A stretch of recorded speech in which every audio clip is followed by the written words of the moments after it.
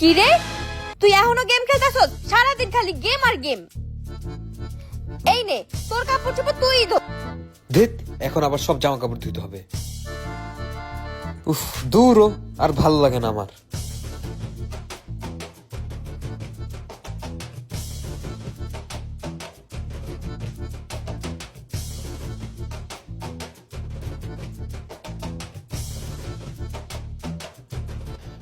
ভাই রে ভাই, কাজ করতে করতে পুরো মাজাটা ব্যথা হয়ে গেছে।